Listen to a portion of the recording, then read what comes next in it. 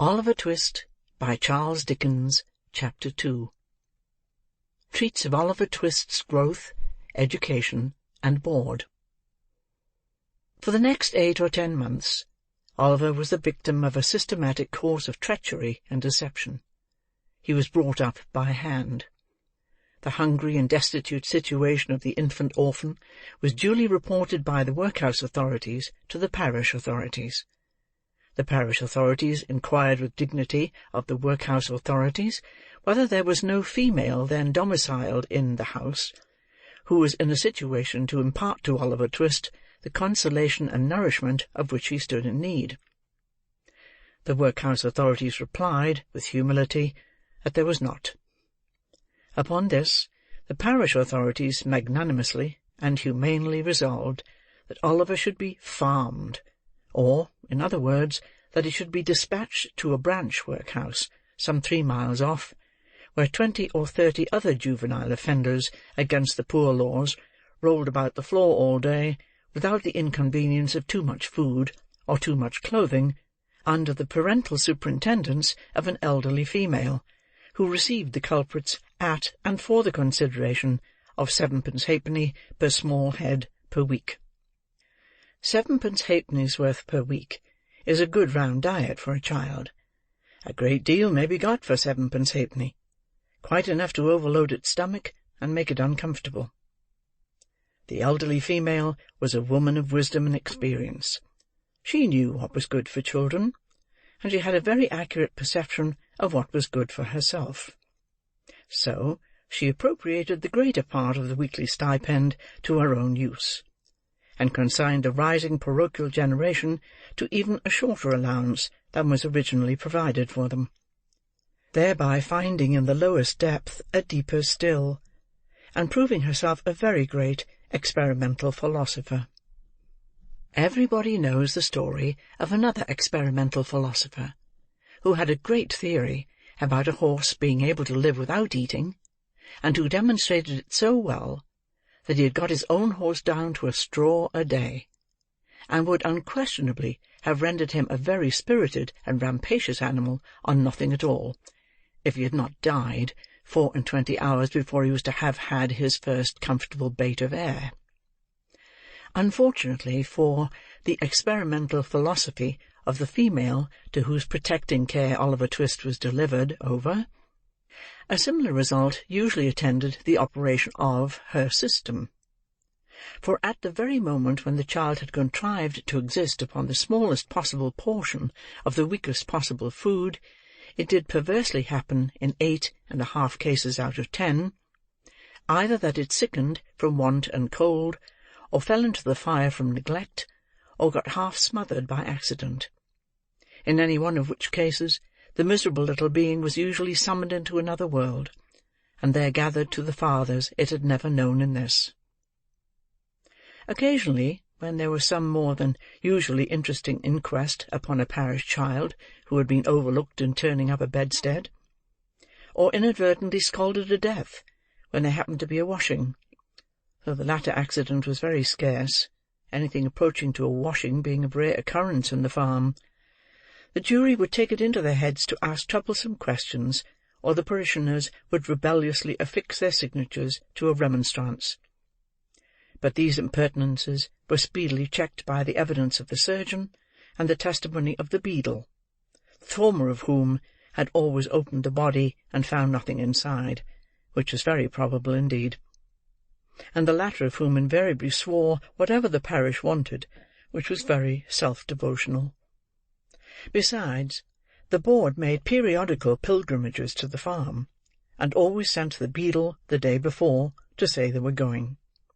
The children were neat and clean to behold when they went, and what more would the people have? It cannot be expected that this system of farming would produce any very extraordinary or luxuriant crop. Oliver Twist's 9th birthday found him a pale, thin child, somewhat diminutive in stature, and decidedly small in circumference. But nature or inheritance had implanted a good sturdy spirit in Oliver's breast. It had had plenty of room to expand, thanks to the spare diet of the establishment, and perhaps to this circumstance may be attributed his having any 9th birthday at all. Be this as it may, however, it was his 9th birthday, and he was keeping it in the coal cellar with a select party of 2 other young gentlemen, who, after participating with him in a sound thrashing, had been locked up for atrociously presuming to be hungry, when Mrs. Mann, the good lady of the house, was unexpectedly startled by the apparition of Mr. Bumble, the beadle, striving to undo the wicket of the garden gate. "Goodness gracious! Is that you, Mr. Bumble, sir?" said Mrs. Mann, thrusting her head out of the window in well-affected ecstasies of joy. "Susan, take Oliver and them 2 brats upstairs and wash 'em directly. Oh, my heart alive, Mr. Bumble, how glad I am to see you, surely." Now, Mr. Bumble was a fat man, and a choleric, so instead of responding to this open-hearted salutation in a kindred spirit, he gave the little wicket a tremendous shake, and then bestowed upon it a kick which could have emanated from no leg but a beadle's. "Lor, only think," said Mrs. Mann, running out, for the 3 boys had been removed by this time. "Only think of that! That I should have forgotten that the gate was bolted on the inside on account of them dear children. Walk in, sir, walk in, pray, Mr. Bumble, do, sir." Although this invitation was accompanied with a curtsy that might have softened the heart of a churchwarden, it by no means mollified the beadle. "Do you think this respectful or proper conduct, Mrs. Mann?" inquired Mr. Bumble, grasping his cane. "To keep the parish officers a-waiting at your garden gate, when they come here upon parochial business with the parochial orphans? Are you aware, Mrs. Mann, that you are, as I may say, a parochial delegate and a stipendiary?" "Oh, I'm sure, Mr. Bumble, that I was only a-telling 1 or 2 of the dear children as is so fond of you, that it was you a-coming," replied Mrs. Mann with great humility. Mr. Bumble had a great idea of his oratorical powers and his importance. He had displayed the one, and vindicated the other. He relaxed. "Well, well, Mrs. Mann," he replied in a calmer tone, "it may be as you say. It may be. Lead the way in, Mrs. Mann, for I come on business, and have something to say." Mrs. Mann ushered the beadle into a small parlour with a brick floor, placed a seat for him, and officiously deposited his cocked hat and cane on the table before him. Mr. Bumble wiped from his forehead the perspiration which his walk had engendered, glanced complacently at the cocked hat, and smiled. Yes, he smiled. Beadles are but men, and Mr. Bumble smiled. "Now, don't you be offended at what I'm a-going to say," observed Mrs. Mann with captivating sweetness. "You've had a long walk, you know, or I wouldn't mention it. Now, will you take a little drop of something, Mr. Bumble?" "Not a drop, nor a drop," said Mr. Bumble, waving his right hand in a dignified but placid manner. "I think you will," said Mrs. Mann, who had noticed the tone of the refusal, and the gesture that had accompanied it. "Just a little drop with a little cold water and a lump of sugar." Mr. Bumble coughed. "Now, just a little drop," said Mrs. Mann persuasively. "What is it?" inquired the beadle. "Why, it's what I'm obliged to keep a little of in the house, to put into the blessed infant's daffy when they ain't well, Mr. Bumble," replied Mrs. Mann, as she opened a corner cupboard and took down a bottle and glass. "It's gin. I'll not deceive you, Mr. B. It's gin." "Do you give the children Daffy, Mrs. Mann?" inquired Bumble, following with his eyes the interesting process of mixing. "Oh, bless 'em, that I do, dear as it is," replied the nurse. "I couldn't see 'em suffer before my very eyes, you know, sir." "No," said Mr. Bumble approvingly. "No, you could not. You are a humane woman, Mrs. Mann." Here she set down the glass. "I shall take an early opportunity of mentioning it to the board, Mrs. Mann." He drew it towards him. "You feel as a mother, Mrs. Mann." He stirred the gin and water. I drink to your health with cheerfulness, Mrs. Mann." And he swallowed half of it. "And now about business," said the beadle, taking out a leathern pocket-book. "The child that was half baptised Oliver Twist is 9-year-old to-day." "Bless him!" interposed Mrs. Mann, inflaming her left eye with the corner of her apron. "And notwithstanding half a reward of £10, which was afterwards increased to £20. Notwithstanding the most superlative, and I may say supernatural, exertions on the part of this parish," said Bumble, "we have never been able to discover who is his father, or what was his mother's settlement, name, or condition." Mrs. Mann raised her hands in astonishment, but added, after a moment's reflection, "How comes he to have any name at all, then?" The beadle drew himself up with great pride, and said, "I inwented it." "You, Mr. Bumble?" "I, Mrs. Mann. We name our fondlings in alphabetical order. The last was a S, Swabble, I named him. This was a T, Twist, I named him. The next one comes will be Unwin, and the next Vilkins. I have got names ready-made to the end of the alphabet, and all the way through it again, when we come to Z." "Why, you're quite a literary character, sir," said Mrs. Mann. "Well, well," said the beadle, evidently gratified with the compliment. "Perhaps I may be, Mrs. Mann." He finished the gin and water, and added, "Oliver being now too old to remain here, the board have determined to have him back into the house. I have come out myself to take him there. So, let me see him at once." "I'll fetch him directly," said Mrs. Mann, leaving the room for that purpose.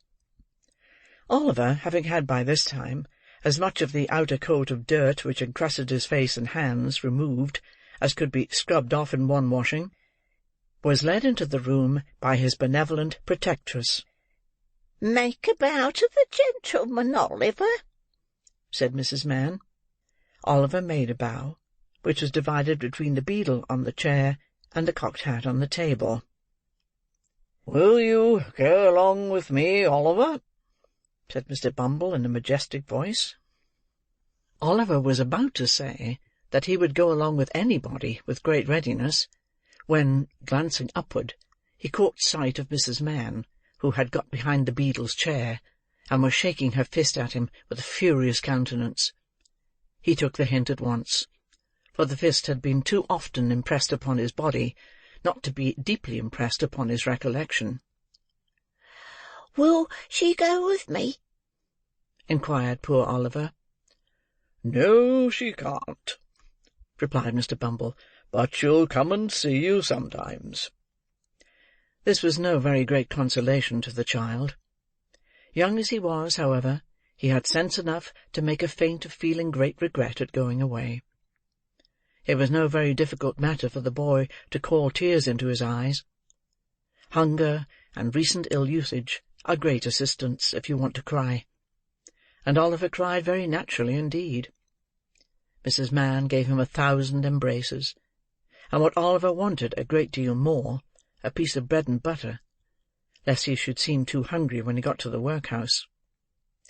With the slice of bread and butter in his hand, and the little brown cloth parish cap on his head, Oliver was then led away by Mr. Bumble from the wretched home where one kind word or look had never lighted the gloom of his infant years. And yet he burst into an agony of childish grief as the cottage gate closed after him. Wretched as were the little companions in misery he was leaving behind, they were the only friends he had ever known, and a sense of his loneliness in the great wide world sank into the child's heart for the first time. Mr. Bumble walked on with long strides. Little Oliver, firmly grasping his gold-laced cuff, trotted beside him, inquiring at the end of every quarter of a mile whether they were nearly there. To these interrogations Mr. Bumble returned very brief and snappish replies, for the temporary blandness which gin and water awakens in some bosoms had by this time evaporated, and he was once again a beadle. Oliver had not been within the walls of the workhouse a quarter of an hour, and had scarcely completed the demolition of a second slice of bread, when Mr. Bumble, who had handed him over to the care of an old woman, returned, and, telling him it was board night, informed him that the board had said he was to appear before it forthwith. Not having a very clearly defined notion of what a live board was, Oliver was rather astounded by this intelligence, and was not quite certain whether he ought to laugh or cry. He had no time to think about the matter, however, for Mr. Bumble gave him a tap on the head with his cane to wake him up, and another on the back to make him lively, and bidding him to follow, conducted him into a large whitewashed room, where 8 or 10 fat gentlemen were sitting round a table. At the top of the table, seated in an arm-chair rather higher than the rest, was a particularly fat gentleman with a very round red face. "Bow to the board," said Bumble. Oliver brushed away 2 or 3 tears that were lingering in his eyes, and seeing no board but the table, fortunately bowed to that. "What's your name, boy?" said the gentleman in the high chair. Oliver was frightened at the sight of so many gentlemen, which made him tremble, and the beadle gave him another tap behind, which made him cry. These 2 causes made him answer in a very low and hesitating voice, whereupon a gentleman in a white waistcoat said he was a fool, which was a capital way of raising his spirits and putting him quite at his ease. "Boy," said the gentleman in the high chair, "listen to me. You know you're an orphan, I suppose?" "What's that, sir?" inquired poor Oliver. "The boy is a fool. I thought he was," said the gentleman in the white waistcoat. "Hush!" said the gentleman who had spoken first. "You know you've got no father or mother, and that you were brought up by the parish, don't you?" "Yes, sir," replied Oliver, weeping bitterly. "What are you crying for?" inquired the gentleman in the white waistcoat. And to be sure it was very extraordinary. What could the boy be crying for? "I hope you say your prayers every night," said another gentleman in a gruff voice, "and pray for the people who feed you and take care of you like a Christian." "Yes, sir," stammered the boy. The gentleman who spoke last was unconsciously right.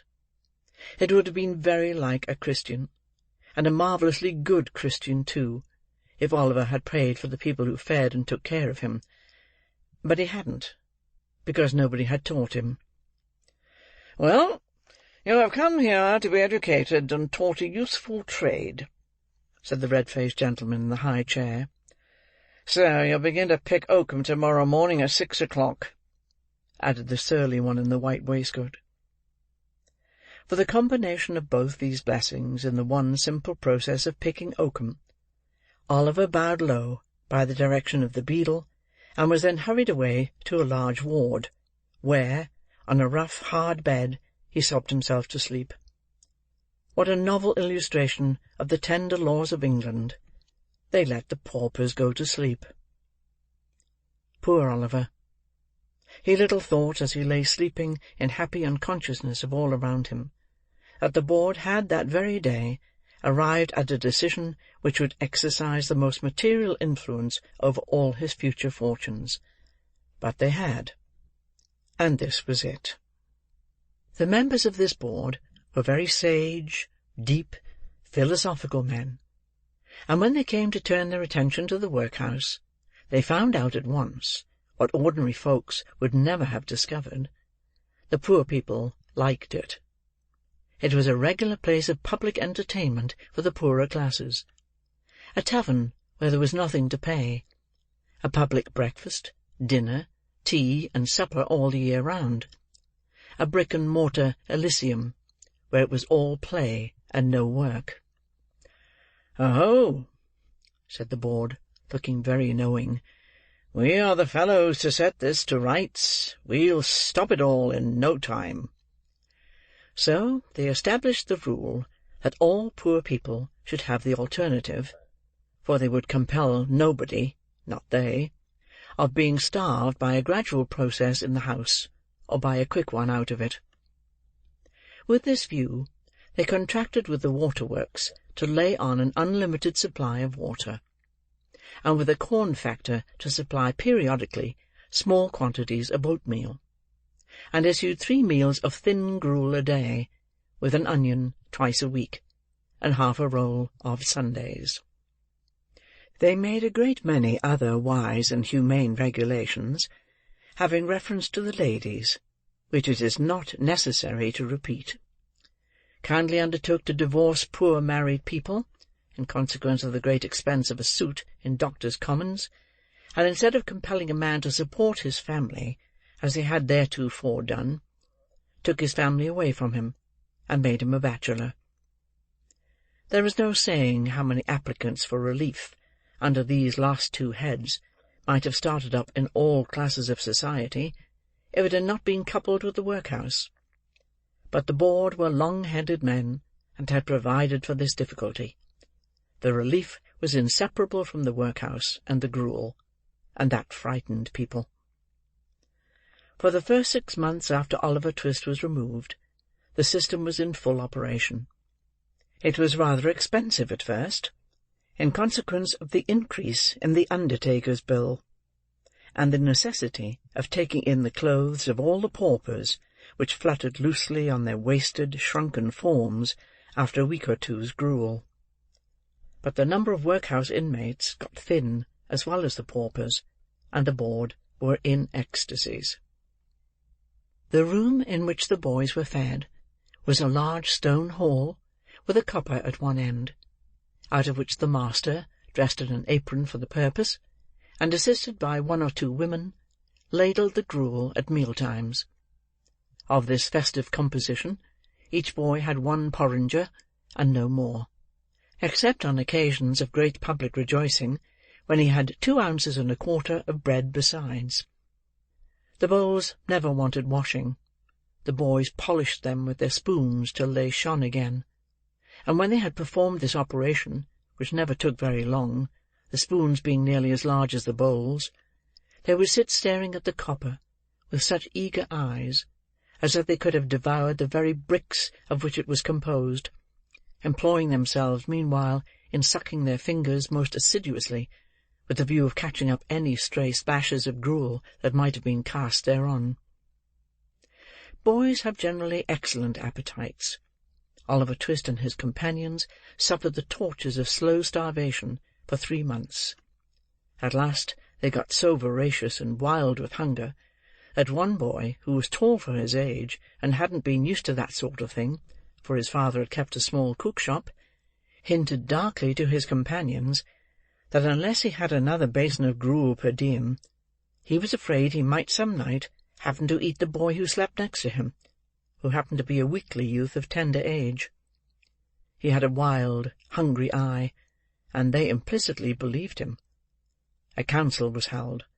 Lots were cast who should walk up to the master after supper that evening, and ask for more, and it fell to Oliver Twist.